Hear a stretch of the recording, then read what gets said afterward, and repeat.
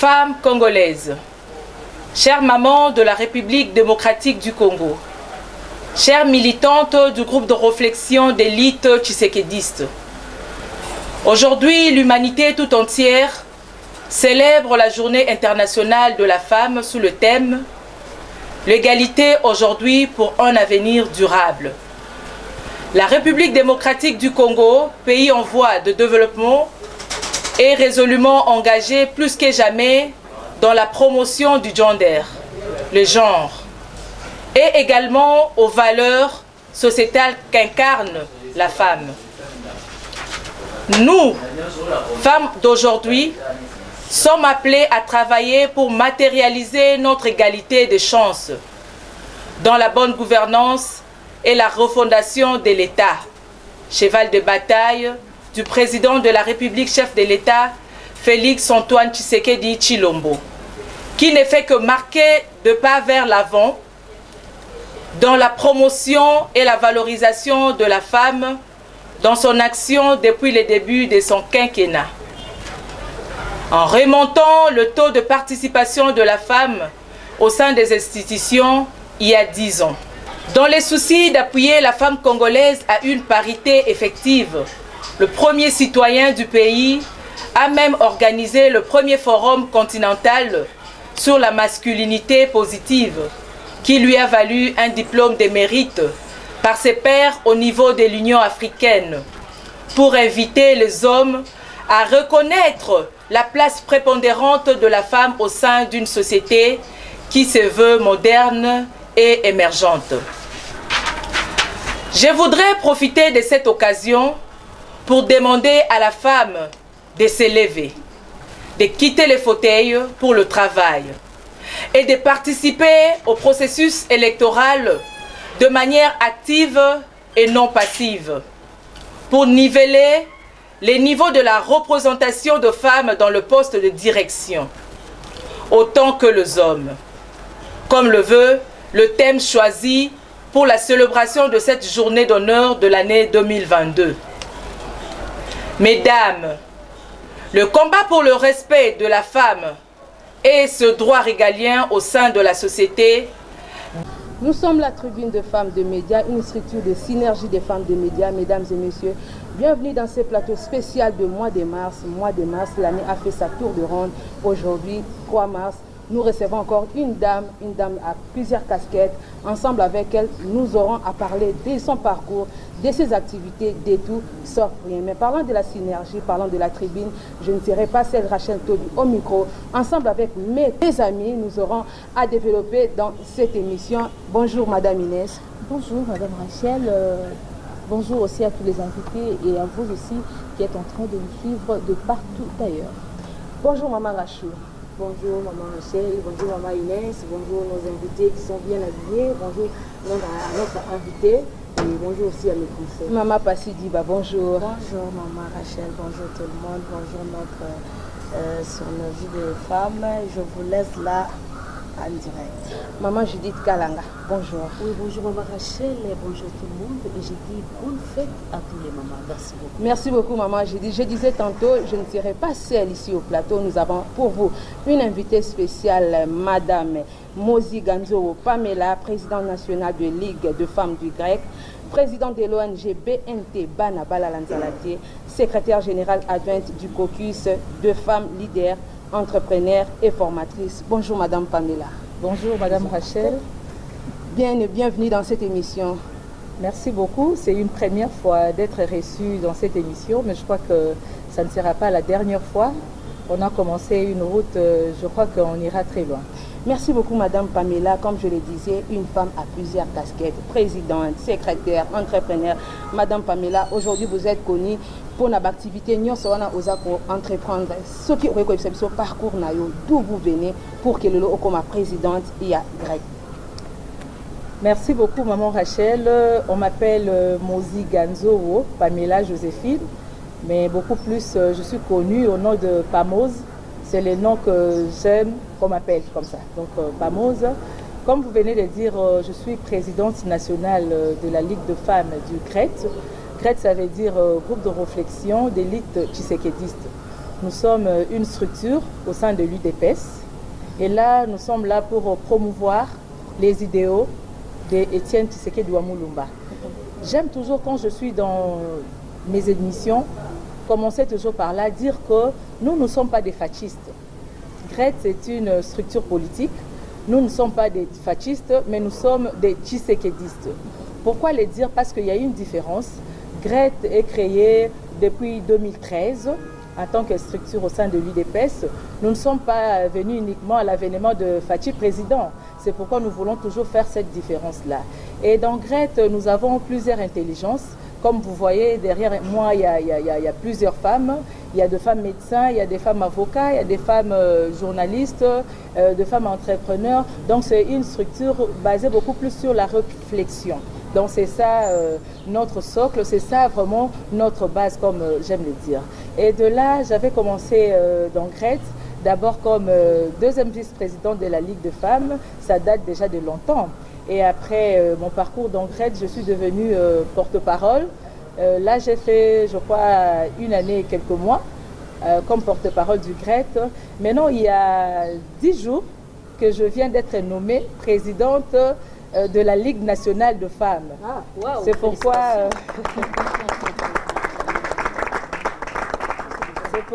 je n'ai pas voulu garder cette occasion pour moi-même.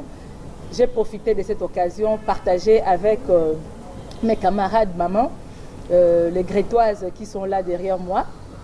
Commencer déjà le mois des femmes, le mois de mars, le mois de la femme, parce que c'est notre mois. Là où nous allons beaucoup plus parler, nous avons montré nos actions, nous allons démontrer de quoi nous sommes capables. C'est pourquoi, comme vous avez dit si haut, je fais partie aussi du caucus de femmes leaders. C'est aussi une structure, mais c'est apolitique. Hein. Caucus de femmes leaders, c'est apolitique. C'est un regroupement de femmes, entrepreneurs, commerçantes. C'est vraiment une grande structure aussi. Et là, je suis secrétaire nationale adjointe. Mais je ne voulais pas parler de caucus de femmes leaders, ni de BNT, comme vous venez de dire. BNT, c'est une ONG. Banabala Lanzalate. Là, c'est beaucoup plus pour promouvoir le PME. Les PME, les petits, si je peux dire, de petits commerçants, parce que souvent, et les mamans maraîchères aussi, souvent elles sont abandonnées à eux-mêmes, elles ne savent pas comment faire. Peut-être pour ne fût-ce que 50 000 francs peut faire quelque chose, mais la plupart des mamans ne savent pas comment entreprendre quelque chose. Et BNT est là pour subvenir aux besoins de ces mamans-là qui ont besoin d'entreprendre quelque chose et pour sauver la vie de la famille. Merci beaucoup. Voilà, merci beaucoup Madame Pamela. C'est un plaisir pour nous. Je crois qu'on va déjà faire un pas pour aujourd'hui.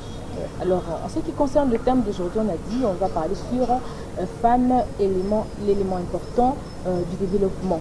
Nous sommes en RDC, je rappelle, la République démocratique du Congo, le pays dirigé par le président Félix Tshisekedi. Alors, quelle est la problématique, si je dois poser ma toute première question, la problématique de l'autonomisation de la femme en RDC. Parce que, vu que c'est le mois de la femme, c'est un mois pas comme tout autre mois. Alors, et par rapport à la différence de son thème, si vous pouvez déjà expliciter un peu cette pensée-là. Ok, merci beaucoup Madame Inès. Parlons de l'autonomisation de la femme.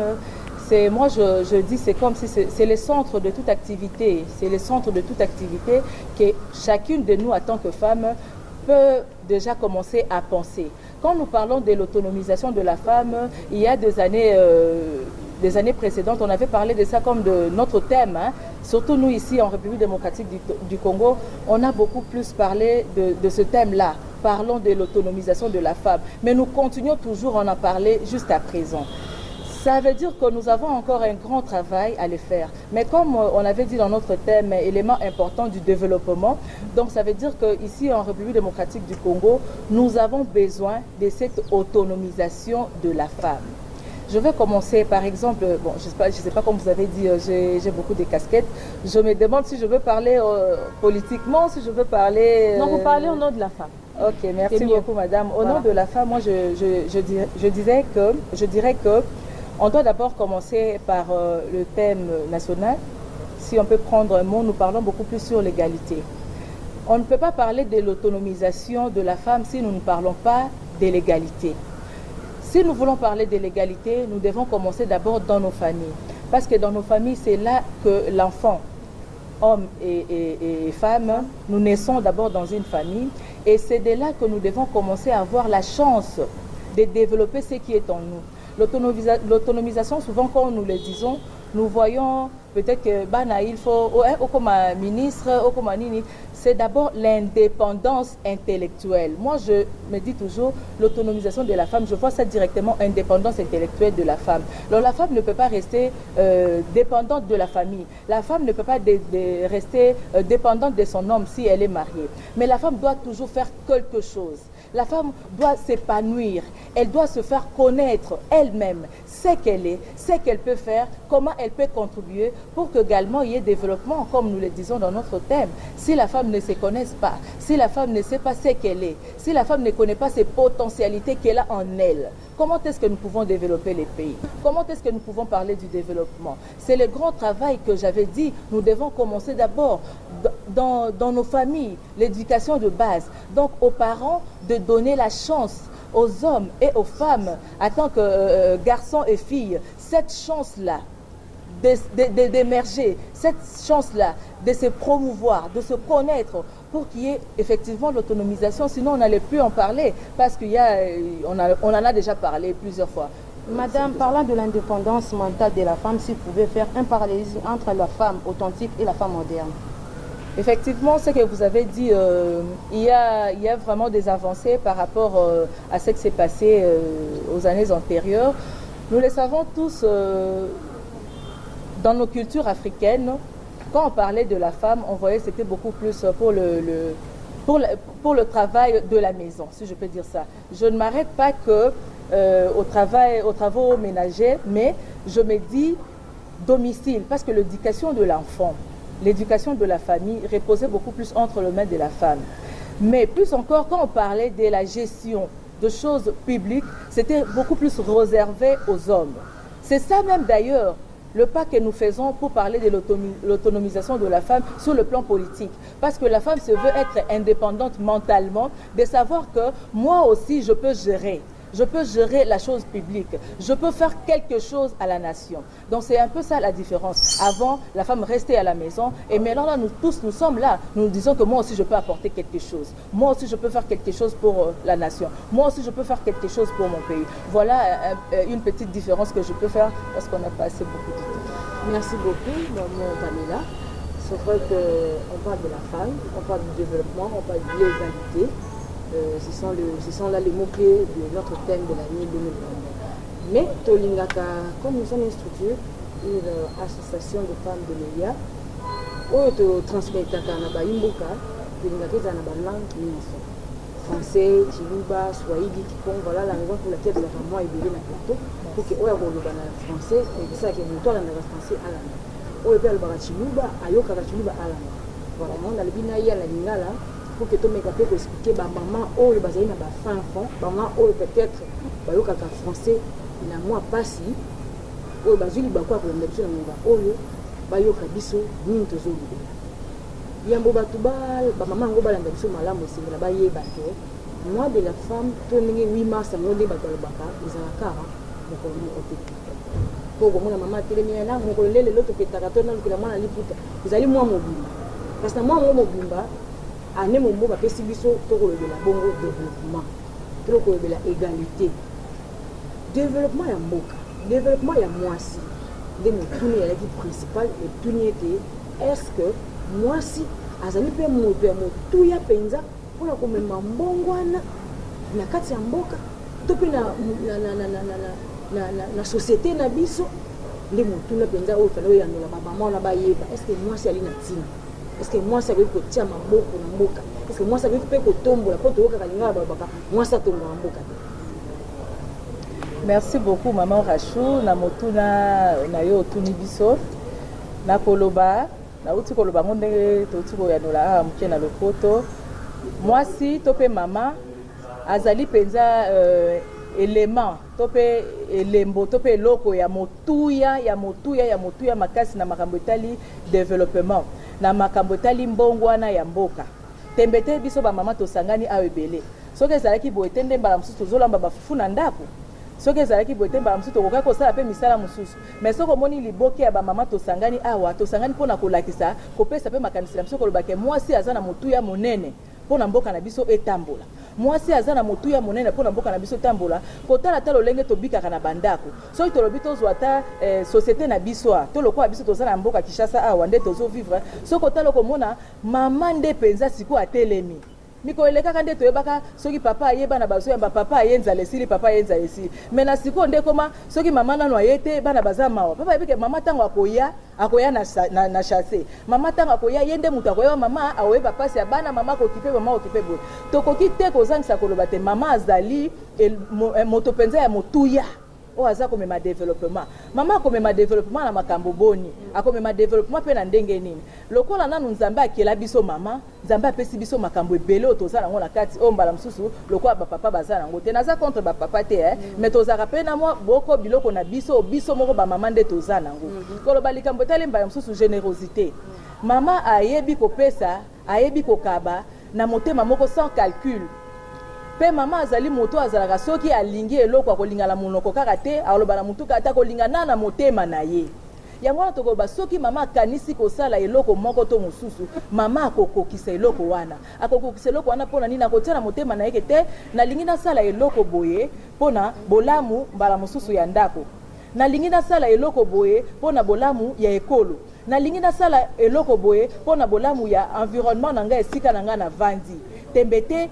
biso awa bamama omoni biso bamama ya Grete toye awa biso mpe tosanganaka topesaka makanisi na biso lolenge nini tokoki kotombola mboka na biso totiki bandako na biso totiki mabota na biso me tolobi toyokani biso tokosangana lokola ligue de femmes pour que to défendre bavaleur kodéfendre bavaleur eza lokola bavaleur ezali justice toyebi ke mokili na biso ezaka biso wana Congo te mais ezala biso ezala mboka bapaya injustice eza makasi mais mama soki atelemi aloba te amatisa mongongo te bato bayoka ye te moye likambo wana mpe sila ekozala te soki toza na makoki ya koloba ke nzambe ayokaka mongongo ya bamama nde tolobaka nzambe ayokaka mongongo ya bamama soki mama abeleli nzambe ayokaka mpona koloba ke mama ntango amipesaka mama omipesa na motema aosala yango na monoko kaka te kasi azosala yango mpenza na motema na ye mobimba donc aza na makoki oyo esengeli mpo ke abongola makani sibe mpasi na biso eutaka wapi mpasi na biso eutaka ntango mama amiyebi te mpasi na biso eutaka ntango mama avandi na ye na ndako azomimona lokwa aza na eloko akopesa te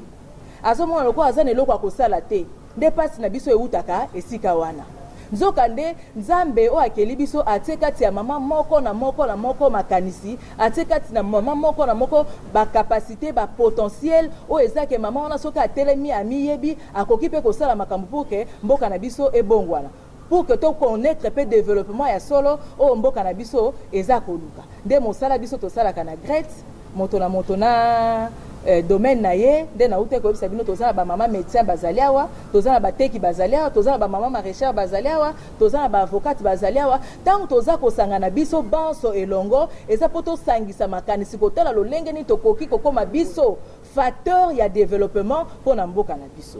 Merci mingi mama Pamela na banza ofungoli peza parenthèse kitoko makasi kasi avant tuna mosusu ya moke na kopesa na ya munene comment est-ce que la femme peut prouver qu'elle est un agent actif pour le développement durable ya mboka na biso opesi biso mwa ba point belé kasi yo mo poser moi ce que je mon gens ba activité de part et d'autre aux autres touchés par-ci par-là et d'ailleurs ndenge ba tout présenter à la femme à plusieurs casquettes mais ba élément nini penda ya kiota eza lokola point de référence ya que mutu atali ba le non il n'y a que la femme qui peut faire ça. D'ailleurs, il y a des mamans, il y a des femmes qui remercient déjà le chef de l'État implication dans un régime Oyo, il y a Kolobate, je veux travailler avec les dames. En tout cas, les autres, ça peut passer par casser les sous les cas, te sentir en haut déjà pour lui. Moi, j'ai des exemples, moi, Oyo, tous mona, au début, on baissé, bras et tout, on a encore dans Kambango. Alors, c'est leur vision, un regard, élément ni moi comme il balait tout ça tout le baquet non mais que la femme peut faire ça surtout pour n'importe quel RDC. Merci beaucoup maman. Soki na lobi na benda dra na tirer dra mopanzi na biso ba mama na koluka na bi mama libande ya makambo tozo égalité.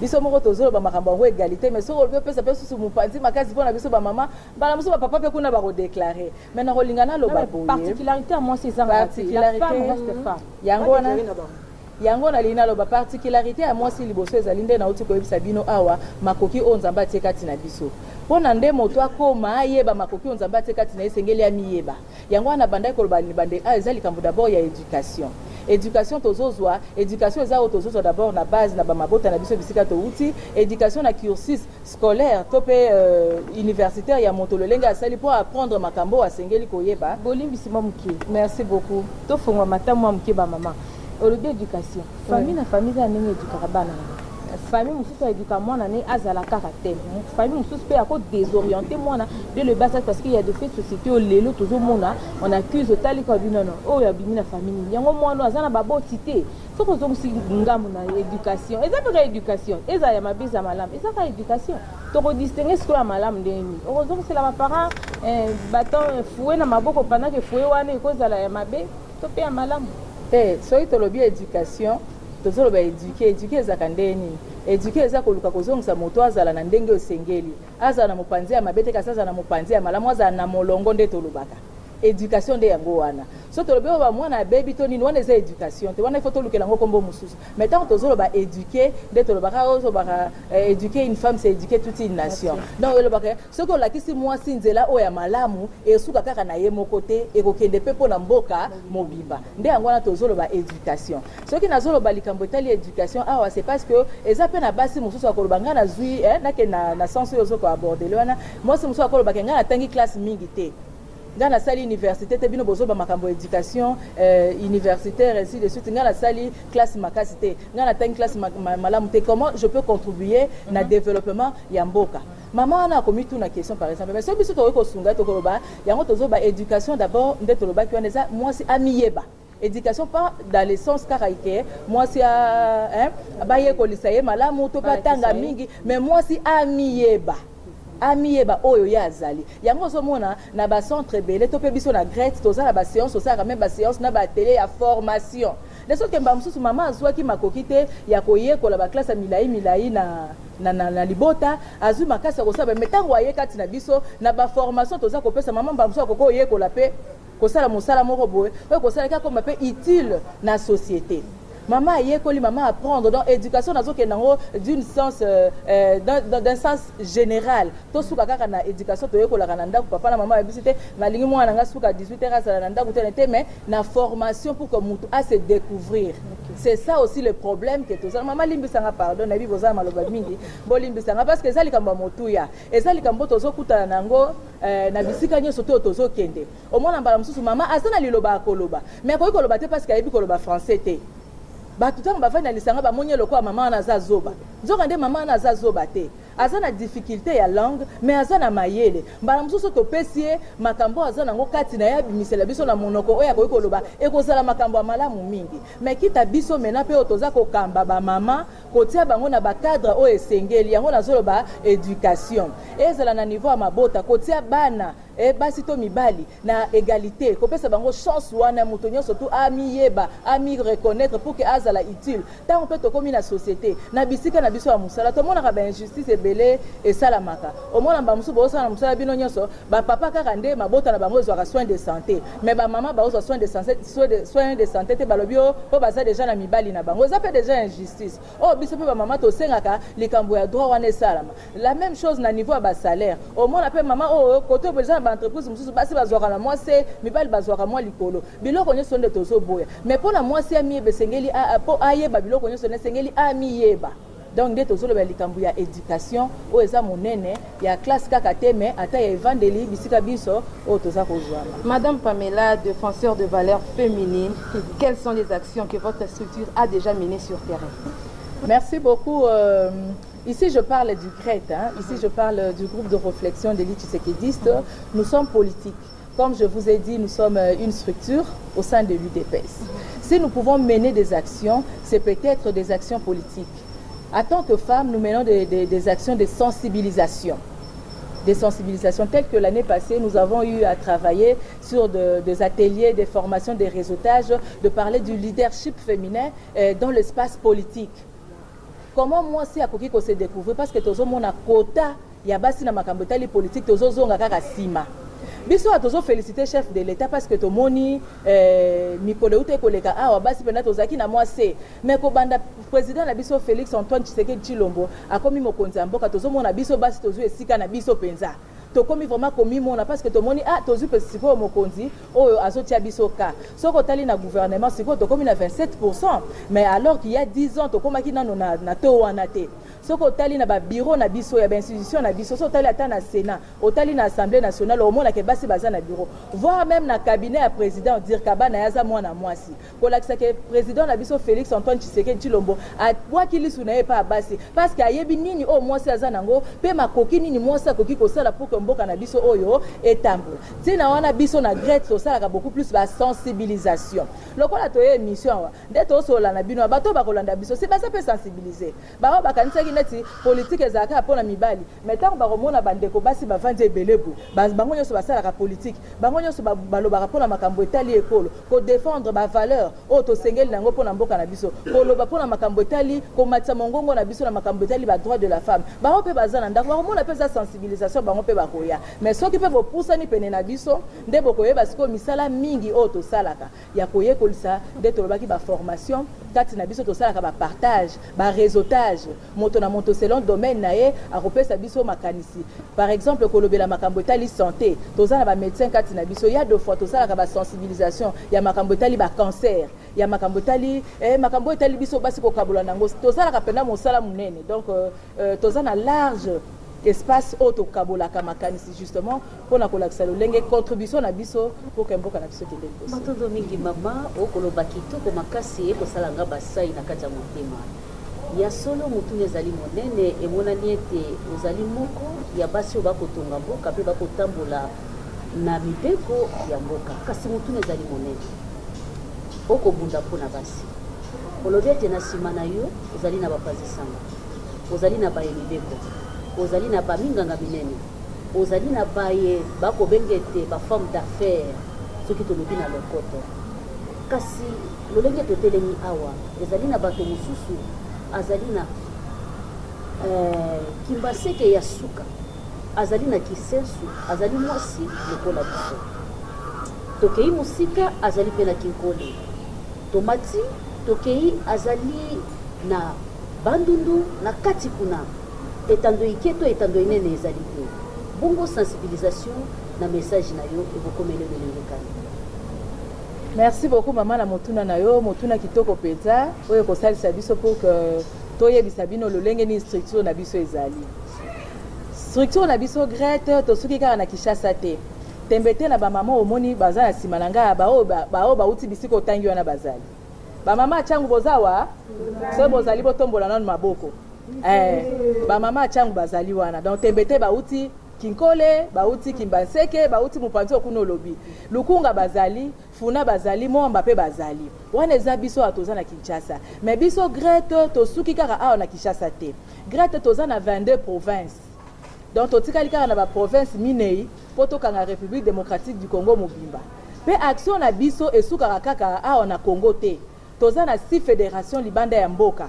O pe Ligue des femmes ezali mosala o tozo sala awa na Kinshasa eza relayer na ba fédération na biso nyonso to ezala o eza na kati ya mboka na o eza libanda pona te biso banso tozala makanisi moko biso banso tozala liloba moko pourtant bokoka Grete lobi boye elinko lobake na ba o baza kuna bandundu bango pe basali nini ba lobi boye ata etando iki ezali kuna te bakokoma kaka to solo laka toyebi internet ese komi bisika nyonso tu etando eke kokozala pasi me na alo tozala makasi ya kosolola tozala makasi ya koloba yango moni na ba plateforme nyonso to ezalia o bato abandundu bazali o bato baza ya Kasai bazali o bato baza na Nord Kivu bazali tembete na uta pe kosala tourner mwa moke na intérieur awa na Kizalaki na Bukavu na Goma na Bakongo na Bandundu justement ezalaki pe kokabola kaka makaniso tozo kabola na bango na Kinshasa to koma nango petit kuna pe to kabola na bango donc biso na Grete toza penza na problème ya proximité te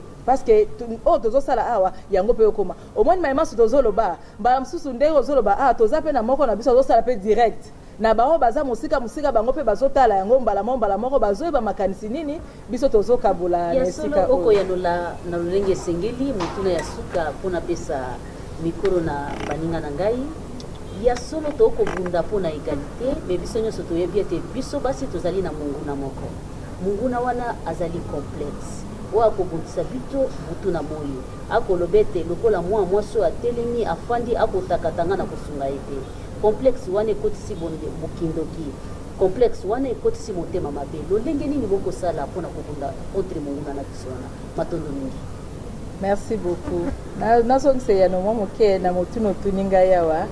Wana soko bimisi monguna basi tozala monguna ka moko te. Basi tozala baliboso na biso tozala banguna ebele.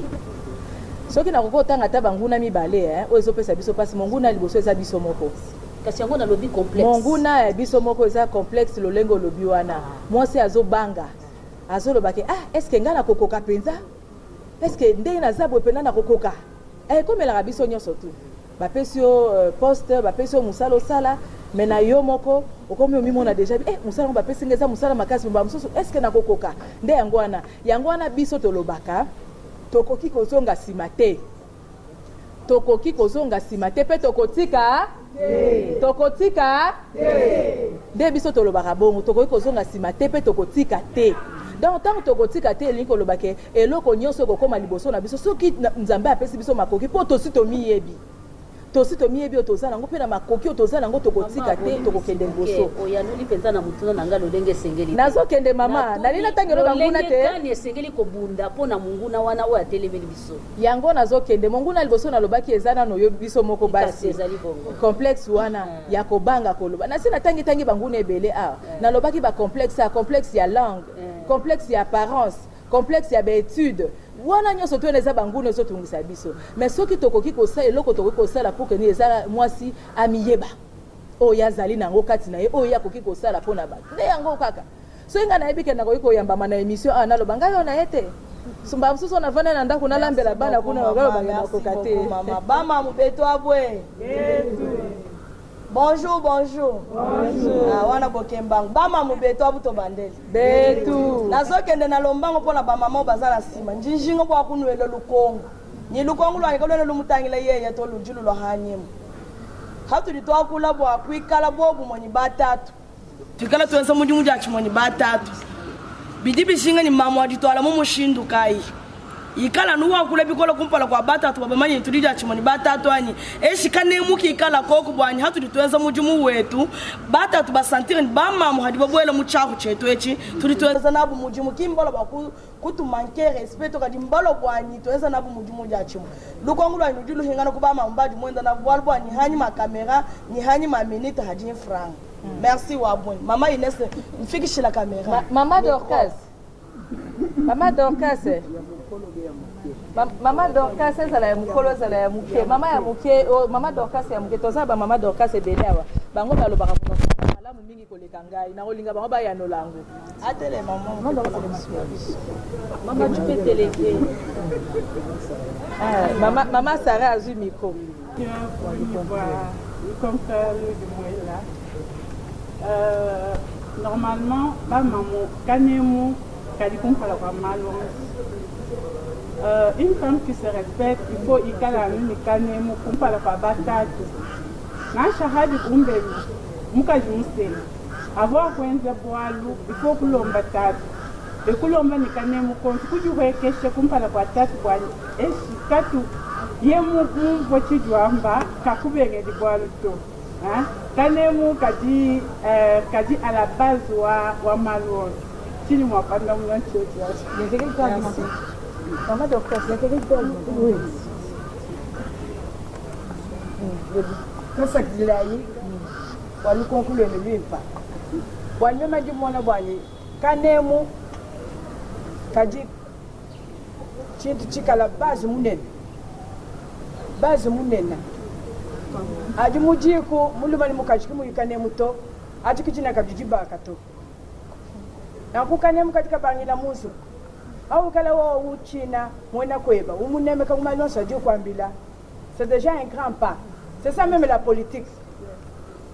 Quand tu es une femme que tu ne sais pas respecter ton époux, donc na shuku juu yana jambelu na shuwa wenza mjum na shuwa yakahana kwa kuchina muntu to na ngoju bikaenda bwana tukani kanemu kanemo atukala même mamu mukani kanemo njinde jetoni bana bana parce que nyaba mona bana bani mu image one même bantu baju batanda bamanika bana mbafuma kwe bana baju mamu wakanemu kabuni donc on va voir cette image là même dans nos enfants c'est ça c'est il y en a beaucoup mais l'état merci beaucoup mama jambo tena asante sana niko na ulizo kwa mama wanayokuwa hapa wao watasema Swahili kama kuko mama moja tunapaswa kuongea naye tunapaswa kumuuliza swali moja lugha ya Swahili kuna muna tunatembeshewa lakini tuko nasema maendeleo ya mwanamke tuko nasema mwanamke anapaswa na shimama tuko nasema mwanamke anapaswa na kuwa na nguvu siuwe walakini kuangalia mwanamke anakuwa kitu kenyewe baba banejibizaka kitu kenyewe partout tukaenda kumakazi tukaenda kumanyumba mwanamke ana kitu kia maana siuwe maandalio yenu grupe yenu iko nafanya namna gani jua kulinda mwanamke muile mambo yote tu matatizo yote swali ni kwenu asante sana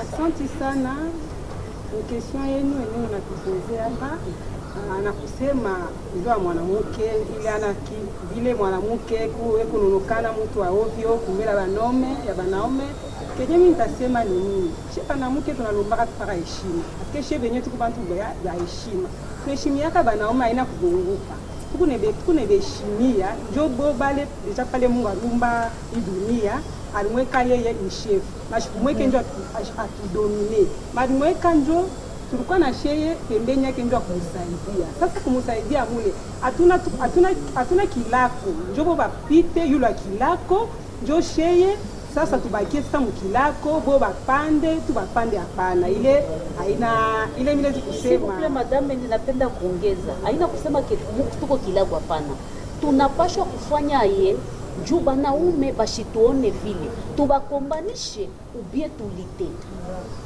kenyeshe tunaweza kufanya ni kulite yenye mimi nitasema nitasema kama kuko mwanamke yenye anashimama eko capable ya kushimamia banamke bengine tunezi kumusipote tunezi kumupandisha yumi hapana kubeba eshel kuweka mwanaume njoo ya ile complex hapana tunezi kubeba tu ile eshel tunamwekea mwenzetu mwanamke na tunampandisha yumi njoo she banamke tuko bwingi sana enyeka tunashimama hata huko Mkongo eke tupandishe mwanamke moya ula tatu representer présidence de la République kwa banamke asante sana C'est ça que nous disons souvent. La groupe Nabiso, il y a synergie de femmes des médias de Baka. Si tu veux, tu peux. Donc, dès que tu as lobby, nous avons rappelé que ça avance. Donc, tu as capacité. Basi nyonso basala kama malamu. Basi nyonso bazali pour le kumu. Basi nyonso bazali pour le tombo la bongo mboka, pour le tombo la bongo le kumu faire basi. Tu as bongo sima bango pour la ça bango mambo. Donc, tu lobby, la groupe na mle grec, boye ba été et puis la bi crête. Bilombe moko ya basi ba pandisango bazali pe sima na bino paite place bino moko tsa lokolo to pe loko bino moko nga bolo bana ba imboka mingi ko ba koza ba yoka bino malamu soki pe biso to ye pangi na bino to zio boli mo sa ba imboka to zali na makoki ya ko komisila pe bango ndiye ko zala malamu ki soki boli posa apeli kambo bita bingela zono na mama wana esa ba ko komisila biso message okuna to zali pe to kimba pe to komisi message. Merci beaucoup Eyo à toi Sakidila. Mesdames et messieurs, comprenez que nous sommes dans Tribune de Femmes, une structure qui égorge les femmes de toutes les provinces de la RDC, raison pour laquelle bomoni bamama ya lingala, bomoni bamama ya français, bomoni chiluba, bomoni swahili, nyonso na kati ya Tribune de Femmes. Madame Pamela Nzowa, nous tendons déjà vers la fin de notre émission. Élection 2023, Ekozala ou Ekozalate, et quelles sont vos ambitions politiques? Si je peux dire quelque chose, nous savons tous que nous avons une constitution qui nous a dit que nous aurons des élections après 5 ans. Donc jusque-là, nous disons qu'il y aura des élections en 2023. D'ailleurs, nous avons déjà un nouveau bureau de la CENI, nous le savons tous. Pour mes ambitions, si je peux dire, je suis candidate. Déjà, je me prépare déjà pour ça. D'ailleurs, je suis accompagnée de mes consoeurs qui sont là. ce n'est pas que moi dans Grette. Nous avons plusieurs femmes qui seront candidates aux élections prochaines. Moi, je serai candidate aux élections provinciales. Plus précisément dans la commune de Kalam. Parce que c'est là où j'ai grandi, c'est là où j'ai fait beaucoup de mes actions. C'est là où j'étends beaucoup de mes actions. Donc, j'appelle Kalam mon village. Et les habitants de Kalam m'appellent Lumière de Kalamou. Wow. Entre parenthèses, Lumière de Kalamou, parce que donc c'est vraiment mon terrain. Et il y a aussi Madame Laurentine. Elle est présidente fédérale de notre fédération de Moamba. Elle aussi, elle est candidate. Nous en avons plusieurs ici. Nous aurons une autre occasion de nous présenter au moment opportun et puis nous allons en parler plus. Voilà, je crois que nous sommes déjà à la fin, mais avant de clôturer, j'ai vu que maman va permettre quand même juste la ciment. Il y a maman Pamela, ça fédéral. Santel de fédéral, et là on a une alobabo. Auto pandateka, au télémé le moi 6 fois millier. Au moi 6 fois millier. Derrière vous, je vois déjà il y a beaucoup de femmes, beaucoup de dames. Et là on y a un baoland là. Ni n'yango pesi bango pour s'attacher na yo. Toyo qui au lobby qui va tu nommé au PA wa présidente na niveau national ya Grette. C'est-à-dire to bi Grette erati na mboka na mikili kuna de to bana ngala mikili ba bi Grette. Alors, les lois commis présidente du niveau national, c'est-à-dire maman d'entier, yonde maman molobeli à maman, la compte à Grette. Et là, quand on y touché nos un à Grette pour annuler aussi kawana. Et puis à part ça, on a vu que l'activité aux anango, tout temps qui va ONG tout consort, tu es plus dans. Ce baby, il va pas porter les pas. Et ça c'est fait parce que c'est toute une leçon de la matière au niveau de il faut passer à le poids donner les meilleurs mais pour parvenir à Merci beaucoup, maman Inès. Ngape na lobi mwa mingi na yebi to soboko salisela nga ba maman baza na sima. Kasi yo lo maman ko ya ngala motuna na yo motuna soki na boyano na motuna po na ngai na uti koyebisa bino tokoki kokoma na 9 te soki tobandi na 1 te. Ndenge ba maman bavandi na bandako baotala biso ngape na vanda lokola bino. Ezalaki na basi oyo mpe bainspiraki ngai. Na bandai kotala bango ndenge yo pozumba msusu bakwa kotala ngai mpona ndolo ba maman soko nde basala mambo basi pe basala boye pona nini ba maman basala boye basala mambo basi basala boye pona nini mais na ngama ko pe lokola mama kati na ndako na libala place na vandi na lopango place na vandi ezaki na makambo so omona ezolekana esala ke moyo kanga monoko ezate sengeli olobi tango lobi déjà na kati na lopango bayokeli olobi ba mso na kopi mape na balabala soki na bimi na baba na baba bakoyoka tango bimi na baba lolobi bayoki olobi o lokola na baba bayoki seke quartier pe soki na lobi bakoyoka na quartier po bimi bayoki nde pe boye pesi posa ya kobanda koya kolobela mingi makambo tali basi yango moni nazala bastructure mingi ya makambo tali basi tolingaka kosalisa mpe kaka basi bamiyeba mpe oyo biso mpe tomiyebi biso mpe tovandi na ndako tovandi komiloba kaka bon natangi baklasse bon nabali navandi na ngai mobali na ngai akei mosala azongi mais kotala mpe lolenge toza kobika na mabota na biso mpe nga mpe nakoki kosala mwa eloko na nga boesunga mpe libota ntango bimi na babala c'est aloko mimiyebi mpe lisusu se découvrir mpe lisusu otali mpe bapotentialité ozala ngo nakoki mpe kosala boye kokoma mbala moko présidente ya ligue des femmes eza cadeau te biso na Grette tolobaka soki bapesi yo poste ezalaka privilège te ezalaka charge epa na biso donc ozala na poste oyo bapesi nga oyo eza privilège te eza te to mbala mosusu mpona lekaki bato mosusu na eloko moko to mosusu te eza bongo te mais eza mbala mosusu bapesi nga kaka mokumba oyo nga mpe nakoki kosala na makoki oyo nzambe atie kati na ngai nasalisa mpe bandeko elongo pour ke biso banso ensemble tokende liboso toyeba kosunga mais soki secret ezali secret eza kaka ke mwasi akoki kotikala kaka na ndako te mwasi akoki kovanda kaka na se te azelaka kaka basalele makambo nyonso te mwasi asengeli atelema atala kati na ye eloko nini okoki kosala mama mbala mosusu oza na makasi ya koteka me bana nao bazolala nzala me oza na makasi ya koteka kovanda na ndako te bimisa mesa liboso ya lopango teka omonake na ndako kuna bana baolala nzala te mama oza na makasi ya koloba bajournaliste bango oyo toza na bango elongo c'est parce que nzambe apesi bango likambo ya koloba toza na bongo bayiki mpe bafai na ndako baza mpe na makambo wana me mbala mosusu mpona kobanga to mpe mpona complexe autour kolobela awa azobanga azokokate mais soki biso zo prendre conscience ya likabo oza nango de loko oza nango kati na oloto tiango na service ya bato nyonso boende to mona ke to ko évoluer to bandana moi c'est que to mata moke moke isika oza baza ko c'est que maman candidate associée maman maluka na mboka wayo maman Sylvie passé ngaki na lobo c'est beaucoup ça. Merci beaucoup pour la parole de Singaï. Naza na esengo makasi na ndenge tosangani lisusu na mokolo lelo mpona kolobela mwasi me nakanisi na lelo oyo mwasi aza lisusu lolenge wana te mwasi aza ya motele mwasi oyo azalaki ya kobombama mwasi abimi ndenge mama présidente nationale otai koloba awa soki okei na baentreprise nyonso na bainstitution nyonso mwasi déjà surtout na temps na biso oyo ya président Félix okomona mwasi akomi na 27%. Donc esika oyo mwasi azali epesaka eseko yango moni ntango nzambe asalaki mokili asali mobali ye moko nzambe atali tititi alobi mobali oyo azalaka isole aza ye moko donc esengeli tosalela ye inaide oyo akopesa ye eseko oyo akopambola ye oyo akosalela makambo ebele oyo akoélagir tante yango wana nde ezalaki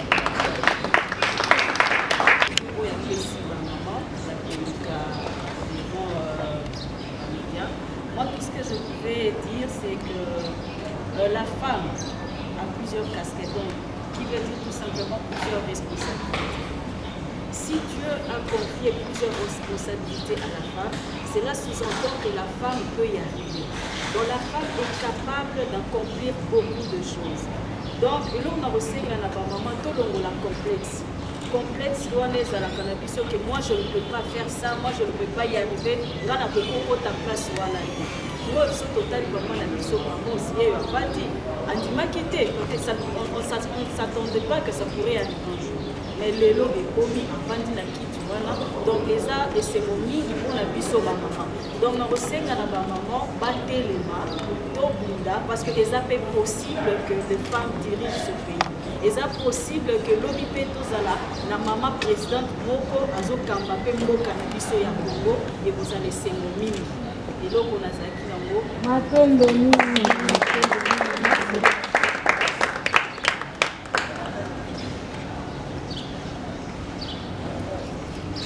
Madame Pamela, une question d'actualité, l'arrivée des influenceurs de YouTube.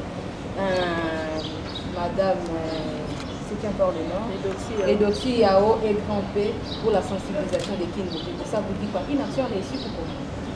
Moi, je dirais carrément, je ne vois pas l'importance de leur venue. Directement, je dirais que je ne vois pas l'importance de leur venue ici à Kinshasa, parce que si nous devons sensibiliser, nous-mêmes nous sommes là. Comme vous venez de dire, nous sommes des leaders d'opinion. Je peux sensibiliser dans mon quartier. Qu'est-ce qui manquait à notre gouverneur? De chercher les leaders d'opinion pour élargir cette campagne de sensibilisation de King Bopeto, au lieu d'inviter les autres de venir jusqu'ici, pour dire quoi? Et nous oublions qu'à Kinshasa, nous parlons lingala. Est-ce que Edoxi Yao et Grand P vont nous parler lingala? Ou leur français?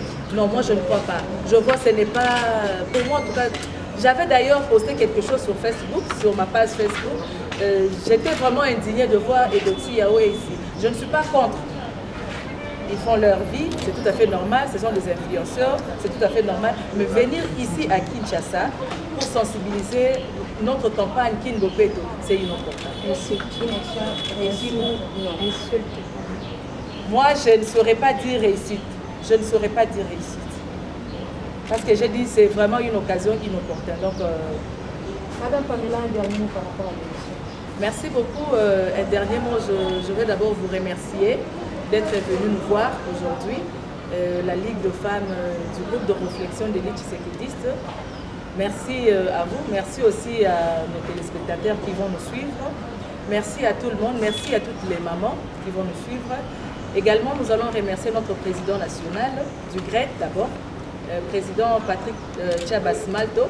C'est lui l'initiateur de notre structure, c'est lui le président, ainsi que tous les staffs, le secrétaire général Eric Ramazani, le secrétaire général adjoint Vital Mouchoko, le secrétaire général adjoint Prince Kalonji, le secrétaire général adjoint Priska, Donc c'est vraiment une grande structure. Si je saurais remercier tout le monde, ça va nous prendre le temps plus que notre émission. Et nous allons aussi remercier le chef de l'État parce que c'est lui qui nous inspire. On parlait de femmes, mais vu ce que le président fait pour la femme, nous pouvons dire que demain, je peux être ce que je pense. Je ne saurais le dire ici. Merci à tous. Demain, vous pouvez être ce que vous pensez, Madame Pamela. Nous vous remercions pour votre présence dans ces plateaux spéciaux. Merci beaucoup. Voilà, nous sommes déjà à la fin de notre émission d'aujourd'hui, mais nous sommes encore là, disponibles pour ce mois de mars. Vous êtes femme, vous êtes homme, vous évoluez dans le milieu des femmes, nous sommes disponibles pour vous accueillir dans ce plateau spécial pendant tout ce mois de mars. C'en est fini pour aujourd'hui. Restez branchés sur nos antennes pour la suite du programme. Au revoir.